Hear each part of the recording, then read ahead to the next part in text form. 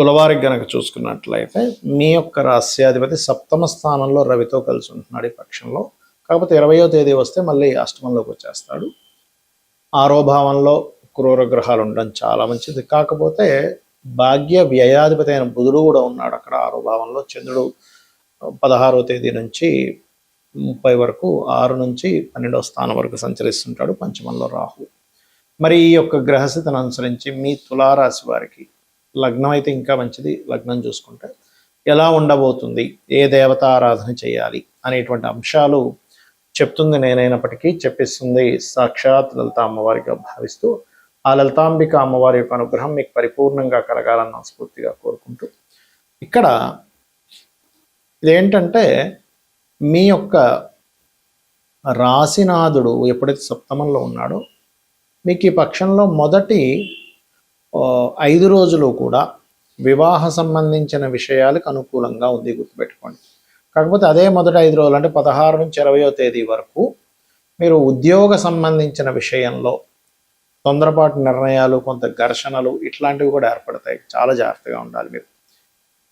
అలాగే కొంత ధనాధిపతి కూడా మీకు ఎప్పుడైతే ఈ శనితో కలిసి ఉంటున్నాడు ధనపరంగా కొంత ఎవరికైనా అప్పులు ఇవ్వడం ద్వారా గొడవలు. ఎందుకంటే బుధుడు అప్పులకు కారకుడు. ఆ యొక్క బుధుడు ఎప్పుడైతే మీకు ఆరో భావంలో 2 పాపగ్రహాలతో క్రూర గ్రహాలతో కలిసి ఉన్నాడో అప్పు ఇచ్చి మరీ గొడవ పెట్టుకోవాల్సి వస్తుంది. అయితే ఇక్కడ తండ్రి గారి ఆస్తి విషయంలోని గురువులతోని కొద్దిగా జాగ్రత్తగా ఉండాలి. ఎందుకంటే ఎంతైనా కూడా ఈ యొక్క లగ్నానికి గురువు పాపి భాగ్యస్థానంలో ఉన్నాడు. సహజంగా భాగ్యంలో ఉన్నప్పుడు సహజంగా ఇచ్చే రిజల్ట్స్ వేరే ఉంటాయి. కానీ ఎప్పుడైతే గురువు ఉండేటువంటి స్థితి మారడం వలన బుధుడు ఇక్కడ మన తులారాశికి 12 భాగ్యాధిపతి భాగ్య వ్యయాధిపతి అయినందుకు ఈ ఆరో భావంలోకి వెళ్తున్నందుకు ముఖ్యంగా మీరు జాగ్రత్త తీసుకోవాల్సింది అప్పుల విషయంలో. అప్పులు ఇవ్వడము తీసుకోవడము, అప్పుల వల్లే గొడవలు అవి వస్తూ ఉంటాయి కాబట్టి ఈ విషయంలో జాగ్రత్తగా ఉండండి. ఇక మీరు ఈ అష్టమ స్థానంలో శుక్రుడు 20వ తేదీ నుంచి వస్తున్నాడు కాబట్టి కొంచెం పార్ట్నర్స్తో కొంత ధనం రావడం, జీవిత భాగస్వామి అనుకోండి, లేకపోతే వ్యాపార భాగస్వామి మూలంగా కొంత ధనపరమైనటువంటి విషయంలో కొంత అనుకూలత ఏర్పడము. కొద్దిగా 20వ తేదీ తర్వాత నుంచి కొద్దిగా మీకు ప్రదేశము మారడము ఇటువంటివి కనబడుతున్నాయి. అయితే 6లో క్రూర గ్రహాలు ఉండడం శత్రువుపై జయాన్ని ఇస్తుంది, అందులో ఎటువంటి సందేహం లేదు. కాకపోతే పంచమ స్థానంలో రాహు ఉన్నాడు కాబట్టి సినిమా ఫీల్డ్లో ఉండేటువంటి వారికి, ఈ క్రియేటివ్ రంగాల్లో ఉండేటువంటి వారికి చాలా చక్కటి ఫలితాలు రానున్నాయి, గుర్తుపెట్టుకోండి. ఇక మీరు నిత్యము చేయవలసినటువంటి దేవత ఆరాధన ఏమిటి అని చెప్పి చూసుకున్నట్లయితే ప్రధానంగా ఇక్కడ మీరు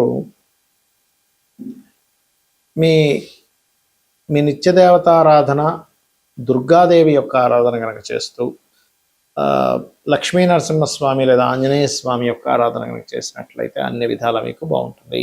ఇక్కడ ఇప్పుడు ఉన్నటువంటి పరిస్థితులు ఏవైతే ఉన్నాయో బయట ఉండేటువంటి పరిస్థితులు ఈ శని కుజుల కలయిక వల్ల కొంచెం మన ఇండియాలో కూడా కొంత ఈ బాంబులు పేలడం అనుకోండి, లేకపోతే కొంత ఉద్రిక్తంగా ఉండే ప్రభావం పెరుగుతుంది. అంటే అలాగా కొంచెం ఎండ మనకి చూడండి బయట తీవ్రంగా పెరగడం ఎండ, ఆ ఎండ వస్తూనే ఒకటేసారి అంటే వాతావరణంలో జరిగేటువంటి మార్పులు ఏమిటి అంటే విపరీతమైన ఎండలు, దాంతోపాటు సడన్గా ఉన్నటువంటి వర్షాలు శని కుజుల కలయిక వల్ల.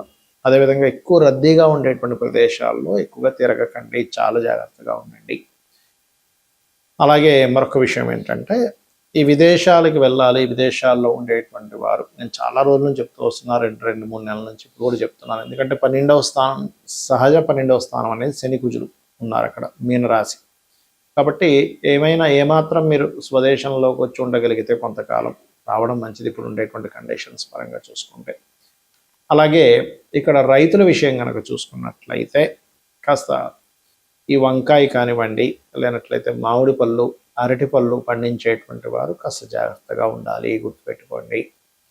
అలాగే మరొక విషయం ఏంటంటే ఇక్కడ చాలామంది ఈ ఏలినాటి శని ఇప్పుడు మనకి ఎవరెవరికి ఉంది, ఏ రాసుల వారికి ఉంది, మేషంకి ఉంది, కుంభానికి ఉంది, మీనానికి ఉంది. సో ఈ 3 రాసుల వారికి కుజుడు కలిసినందుకు శనితో ఆ ఏలినాటి శని ప్రభావం తగ్గుతుంది. కానీ ఆ 2 గ్రహాల యొక్క ప్రభావం ఉంది కాబట్టి ఏలినాటి శని 3 రాసులకు చెప్పుకున్నాం మనము. అష్టమ శని సింహం వారికి ఉంటుంది, మీనము వారికి అర్ధాష్టమ శని ఉంటుంది. కాబట్టి వీరందరూ కూడా శనికుజ గ్రహాల దగ్గర దీపారాధన చేయడం ముఖ్యంగా తెలుసుకోవాలి.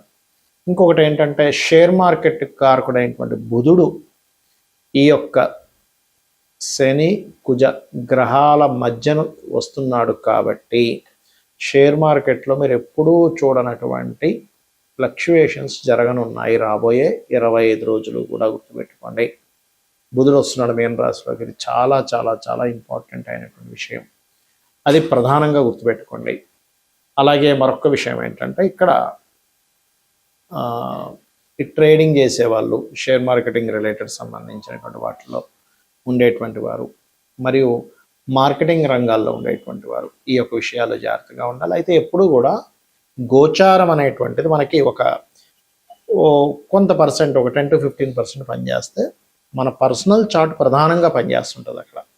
కాబట్టి మీ జన్మజాతకంలో గ్రహాలు ఎలా ఉన్నాయి, జన్మజాతకంలో లగ్నం ఎలా ఉంది, లగ్న బలం ఎలా ఉంది, దానివల్ల మీరు ఎదగడం అనేది జరుగుతుంది. మీ శారీరక సంస్థత కానివ్వండి, ఇవన్నీ జరుగుతూ ఉంటాయి. ఇక 2వ భావం ధనస్థానం, అంటే మీకు ధనయోగం ఏ రకంగా ఉంది అనేది ధనభావాన్ని బట్టి చూసుకోవాలి. అంతేగాని ఎల్నాటి వచ్చింది కాబట్టి ధనం లేదనుకోవడానికి కాదు అక్కడ. అలాగే మరొక విషయం ఏంటంటే ఇక్కడ గమనించినట్లయితే ఇక 3వది ఏంటి, అన్నదమ్ములతో ఉండే సఖ్యత, ఎప్పుడు ఏ ప్రాపర్టీ తీసుకోవాలి 4వ భావంలోని, సంతానం గురించి 5వ భావంలోని, రుణరోగ శత్రువుల గురించి 6వ భావంలోని, వివాహం ఎప్పుడవుతుంది అనేటువంటి 7వ స్థానంలోని, అదేవిధంగా మీ యొక్క ఆయుష్ అంటే కొంచెం ఏదైనా ఆకస్మిక సంఘటనలు ఉన్నాయా, లేకపోతే తల్లిదండ్రులతో ఉండే రిలేషన్ 9వ స్థానంలో, అదే రకంగా మీ యొక్క కర్మ అంటే కొంతమందికి వృత్తిపరంగా విదేశాలకు వెళ్తే కొంతమంది బాగా సక్సెస్ అయితే, కొంతమంది స్వదేశంలో బాగా సక్సెస్ అవుతారు. కాబట్టి విదేశాల్లోకి వెళ్తే బాగుంటుందా, స్వదేశంలో బాగుంటుందా అనేటువంటి ఒక క్లారిటీ అనేటువంటిది మీకు మీ 10వ భావాధిపతి ఎక్కడున్నాడనే దాని మీద వస్తుంది. కాబట్టి ఏంటంటే ఇన్వెస్ట్మెంట్స్ కానివ్వండి, బిజినెస్ రాణించేది కానివ్వండి, అన్నీ మీ జన్మజాతకంలో ఉంటాయి. గోచార ఫలితాలు కేవలం 10 to 15% మాత్రమే, ఇది ప్రధానంగా గుర్తుపెట్టుకోండి. అలాగే సరే జాతకం లేదు, అప్పుడు ఏం చేయాలి?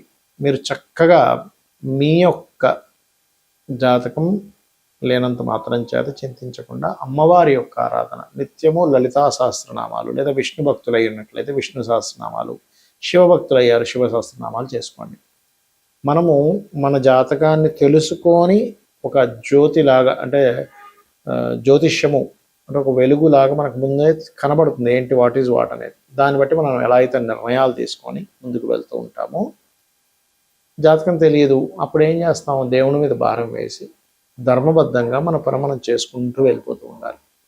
ఇది ప్రధానంగా గుర్తుపెట్టుకొని అందరూ కూడా ఇప్పుడుండే ఈ శనికుజుల యొక్క ప్రభావం మూలంగా అందరూ అన్ని రాసుల వాళ్ళు కూడా కొన్ని విషయాలు కనుక పాటించినట్లయితే ఎటువంటి ఇబ్బంది పడరు వారు. ఒకటి, శక్తి దేవత ఆరాధన, అంటే ఆంజనేయ స్వామి ఆరాధన అనుకోండి, లలిత అమ్మవారి మన దుర్గా ఆరాధన అనుకోండి, ఎనీ శక్తి దేవత ఆరాధన అంటే మనకి దశమహావిద్యల్లో ఉండే దేవతామూర్తుల్ని ఆరాధించడం. రెండవది, మీకు దగ్గరలో గోశాల కనుక ఉన్నట్లయితే అందులోని దేశీవాలి గోవుకి, జెర్సీ ఆవుకి తినిపించొద్దని నేను చెప్పట్లేదు, కానీ జెర్సీ ఆవుకి దేశీ ఆవుకి ఉండే తేడా ఏమిటంటే ఇందులో సకల దేవతలు ఉంటారు. అది ఒక ప్రాణి, అంతే. ప్రాణికి మీరు ఇస్తున్న ఫలితం వస్తుంది అక్కడ. ఇక్కడ సకల దేవత ఆరాధన జరుగుతూ ఉంటుంది, గుర్తుపెట్టుకోండి. ఆ రకంగా మీరు ఎప్పుడైతే ఈ యొక్క గోవులకి తినిపిస్తారో చక్కటి ఫలితాలు వస్తాయి. మరియు శనివారము మంగళవారం అందరూ కూడా ఎటువంటి ఇన్వెస్ట్మెంట్స్ చేయకండి దయచేసి. ఇది ప్రధానంగా గుర్తుపెట్టుకోవాల్సినటువంటి అంశం, గుర్తుపెట్టుకోండి.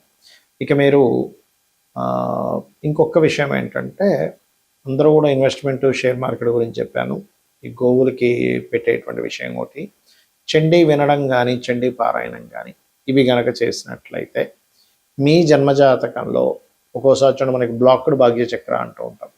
ఏదైనా బ్లాక్ అయ్యి ఉందండి, చక్రంలో సంథింగ్ దోషం ఏర్పడింది, నేను దీనివల్ల చాలా కష్టం పడుతున్నాము అని అనుకునేటువంటి వారికి మీరు గనక చండీ వినడం కానీ, ఇప్పుడు చాలామంది ఏమనుకుంటారంటే ఆలయాల్లో సామూహికంగా జరుగుతూ ఉంటాయి. ఆ రకంగా సామూహికంగా జరుగుతున్నప్పుడు అక్కడికి వెళ్తే మనం అన్ని డబ్బులు కట్టలేం కదండి అన్నప్పుడు మీరు అక్కడికి వెళ్ళి కూర్చున్నా కూడా అందులో 0.5% వస్తుందని చెప్తుంది శాస్త్రం. అక్కడికి వెళ్ళి పార్టిసిపేట్ చేసినా కూడా ఇలా చేయండి, అన్ని విధాలా మీకు బాగుంటుంది. శ్రీమాత్రే నమః.